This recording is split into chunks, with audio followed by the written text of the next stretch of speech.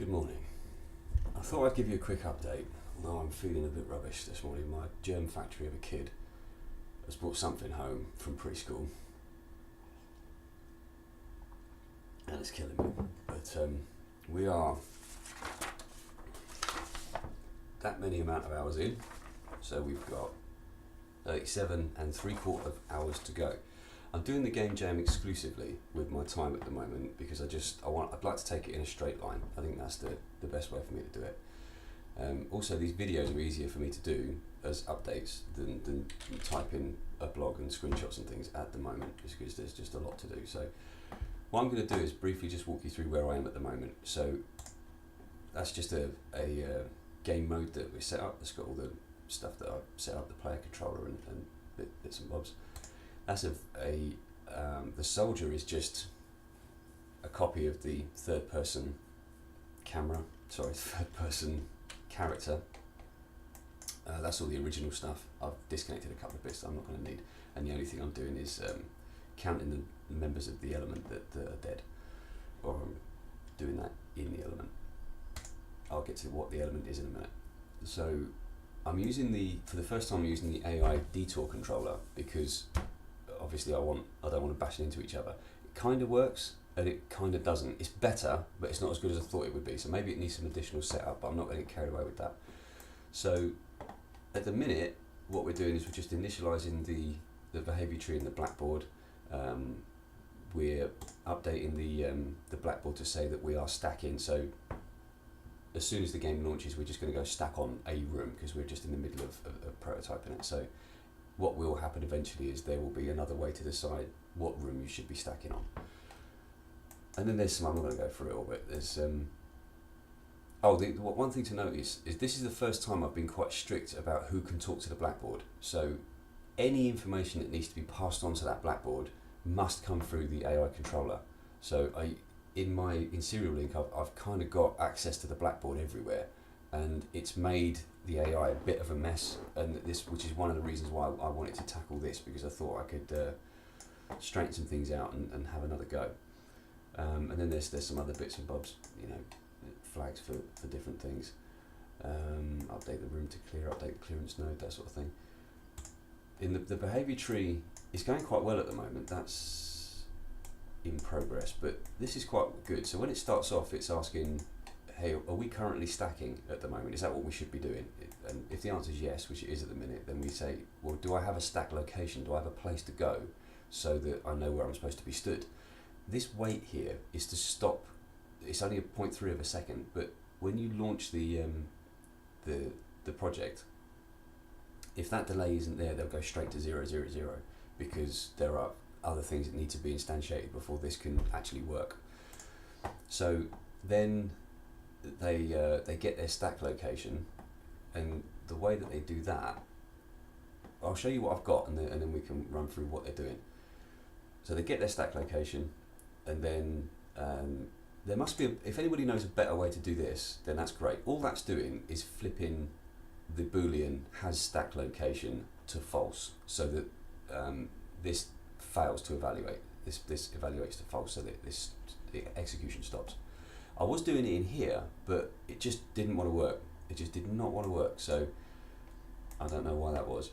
So then when we come out of here, we are still stacking because we're not in position. So then we move to the stack location, we rotate to face a cover position, I'll talk about that in a minute, and then we update the element that we belong to, that we are indeed stacked. And then what that does is it triggers a check to see if all of the members of the element are stacked. Because if so, that actually does work, of course it does, yeah. Then if that's true, then everyone gets divvied out a clearance node to focus on, excuse me. And then we go to the room. So this is still not very smart, it's just picking a random point in the room and off you go. But we'll see in a moment that it does work. So this is the team element. It takes an array of element members. Sorry, I'm really not feeling particularly great. And it also holds the room that we want to clear, and some other bits and bobs. So it's allocating nodes at random at the moment so that when the soldiers go in, they're looking at one of the clearance nodes. But what has been baking my brain is trying to work out a way to prioritize the nodes and how they're distributed to the element based on the distance from the doorway to the node, right? So I want the ones that are closest to be allocated to the first guy that goes in the room, and so on and so on. So ones that are slightly further away get allocated to the next guys, and then of course as they get seen, more nodes will be, nodes that haven't been seen will be allocated to that guy. So they should, what I'm hoping it for is that they peel into the room and then close the distance to the space that they haven't seen yet. So we should have, each guy that walks in should be doing something different, and then they all sort of converge, vision wise or rotation wise, they all sort of converge on that space that no one's seen, and then that will make the room is clear, right? So the team is really just a container at the moment for elements, so that the team can contain more than one element. This is a space where I would do, if we get that far, then we'll be able to have this team think about where it wants to put its elements, and that's really where I'd like to get, although I don't think I'll get there in 48 hours. Room base, so this is the room I was talking about before. It's just some meshes and an overlap, and then some logic that when it starts, it counts the number of clearance nodes that exist within it, so that it knows it can communicate that information with the soldiers and the team. So I just get the overlapping actors and yada yada, so that's relatively straightforward. Oh, and then this is the test to see if the room's clear. Although I'm not 100% sure I'm using this. Yes, I am using this because this printout comes up, yeah. Sorry, I am a little bit under the weather today. So this is the doorway that we've got, which is a separate actor that can be attached. It's just placed in the level, and then a reference is set in any room that door is going to be attached to. I started out with it as part of the room as a child actor, I think I mentioned before, but it didn't work out that well because I thought, well, a door is going to have at least two spaces that need a reference to it, so I've decided to make it separate just for ease of implementation at the moment. So that's what that's doing at the minute. Now this goes back to how they're finding their place. Just two seconds. So this is the clearance node. All right, so that's just a simple mesh with a billboard, and that's what's being placed around here. Okay, so that doesn't have any. It's got a few bits it can do, but not a lot. That's it actually. I hope you're enjoying my rambling.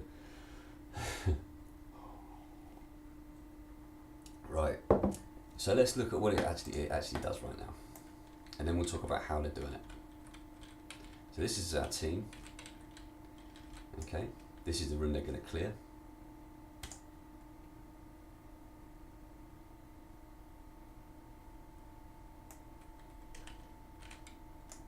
All right, so although that didn't look fantastically exciting, what's happening is that this billboard and this arrow belong to the doorway component, the doorway actor.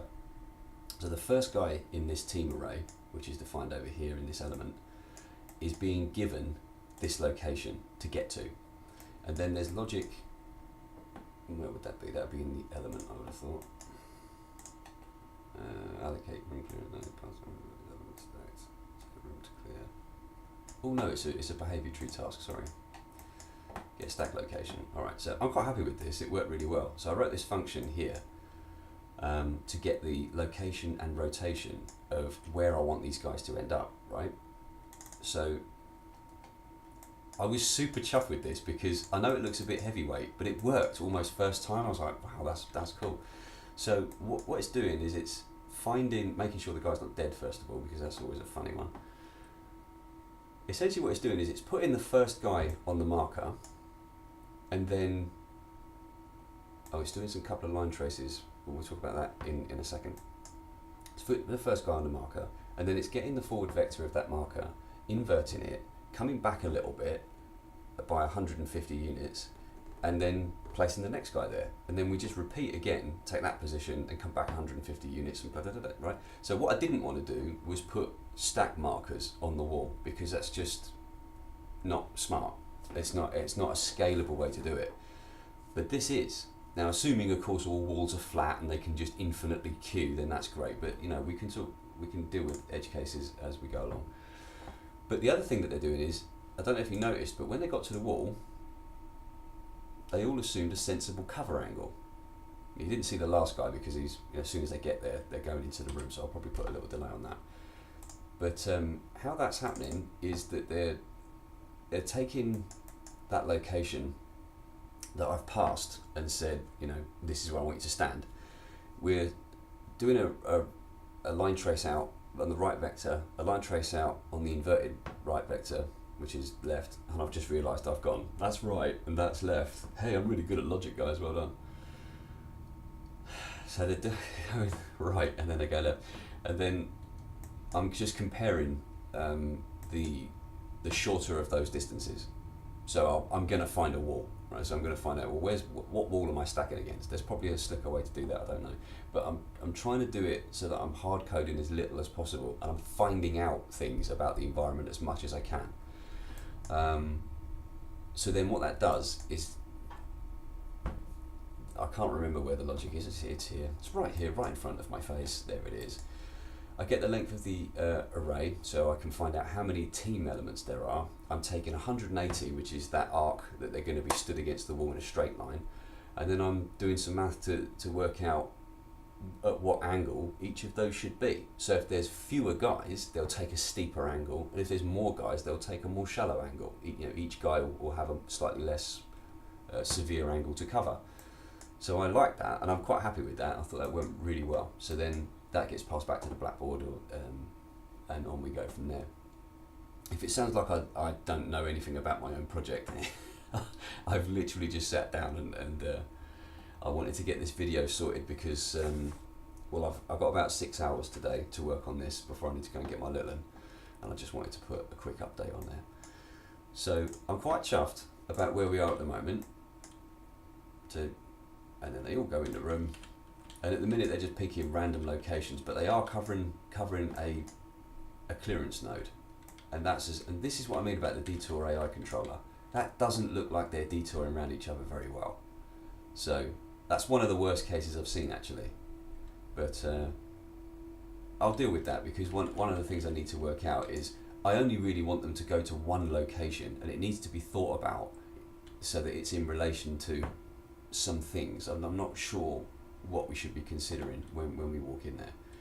But once they're in position, then they need to make some calculated move to get into the next position so they can clear nodes like this, which I've sneakily put in there.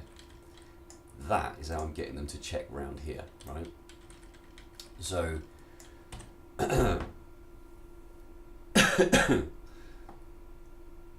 yes. So that means then that they will be able to select locations to go to with a bit more intelligence. At the minute it's just random. So that hopefully will take care of a lot of this, you know, I can't get past you fella. So anyway, that's where we are at the moment. Thanks very much.